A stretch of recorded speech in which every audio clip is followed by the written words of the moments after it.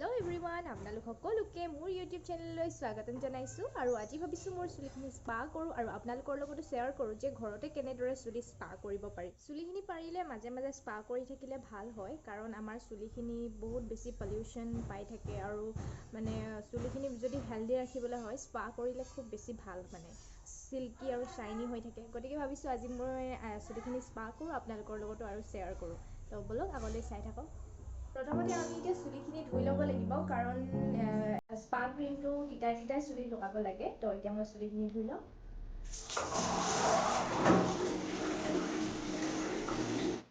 আৰু এতিয়া মই চুলিখিনি ধুই আহিলোঁ, অকণমান এনেকৈ মচি দিম, তাৰপিছত তিতাই তিতাই মই ক্ৰীমখিনি এপ্লাই কৰিম।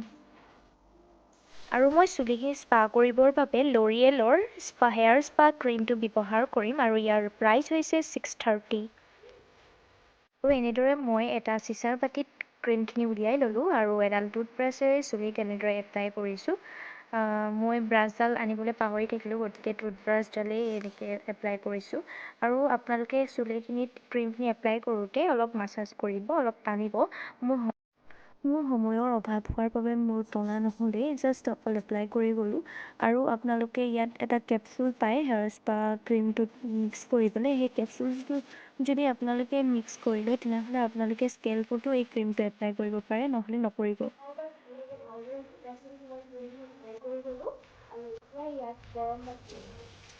আৰু এতিয়া মই কাপোৰ এখন লৈছোঁ কটনৰে। আপোনালোকে পাৰিলে টাৱেল বা টি শ্বাৰ্টো ল'ব পাৰে, ডাঠ টি শ্বাৰ্ট, আপোনাৰ চুলিখিনি গোটেইখিনি কভাৰ কৰাকৈ।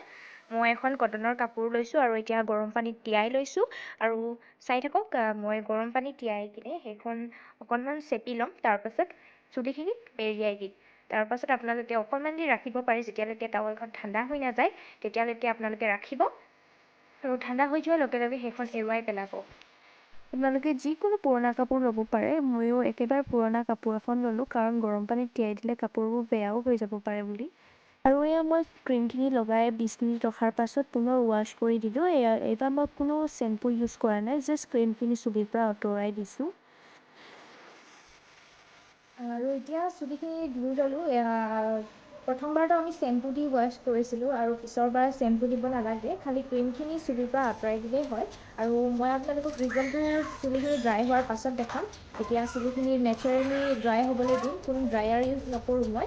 ড্ৰায়াৰটো ইউজ কৰিলে কি হয়, চুলিখিনি বেছি ৰাফ হৈ যোৱা যেন লাগে, গতিকে মই নেচাৰেলি শুকাবলৈ দিম, তাৰপিছত আপোনালোকক ৰিজাল্ট দেখুৱাই আছোঁ। আৰু এতিয়া মোৰ হেয়াৰ স্পা হৈ গ'ল, আপোনালোকে মই পিছফালতে দেখুৱাই আছিলোঁ কেনেকুৱা হৈছে মোৰ চুলিখিনি। আৰু কেনেকুৱা হৈছে এয়া মোৰ স্পা কৰি কমপ্লিট হৈ গ'ল আৰু ড্ৰাই কৰিলোঁ চুলিখিনি। চাওক আপোনালোকে কিমান লাগিছে, খুব বেছি ভাল লাগিছে, বহুত বেছি স্মুথ হৈ গ'ল, চিল্কি হৈ গ'ল, মানে চুইয়ে ভাল লাগিছে। আপোনালোকেও কৰিব ঘৰতে, খুব ইজি। আপোনালোকক দেখুৱালোৱে, আপোনালোকে দেখিলে কি কৰিলোঁ। প্ৰথমে আপোনালোকে ক্ৰীম তিতা চুলিত এপ্লাই কৰিব। প্ৰথমবাৰ ধুওঁতে আপোনালোকে শ্বেম্পু দিব, শ্বেম্পু দি ধোৱাৰ পাছত জাষ্ট টাৱেলেৰে অকণমান মুচিব, তাৰপিছত তিতা তিতা আপোনালোকে ক্ৰীমখিনি এপ্লাই কৰিব। এপ্লাই কৰি তাৰপাছত অকণমান চুলিখিনি মাছাজ কৰিব, তাৰপাছত আপোনালোকে 20 মিনিট ক্ৰীমখিনি লগাই ৰাখিব। তাৰপাছত আপোনালোকে ধুনীয়াকৈ ঠাণ্ডা পানীৰে ধুই দিব আৰু শুকান হ'বলৈ দিব। তাৰপিছত দেখিব যে চুলিখিনি বহুত বেছি কোমল, বহুত বেছি শ্বাইনি হৈ যাব। তো ইমানেই আছিল আৰু আজিৰ স্পা কৰাৰ ভিডিঅ'টো। আৰু যদি আপোনালোকে মোৰ ভিডিঅ'টো চাই ভাল পালে, তেনেহ'লে প্লিজ লাইক আৰু শ্বেয়াৰ কৰিবলৈ নাপাহৰিব।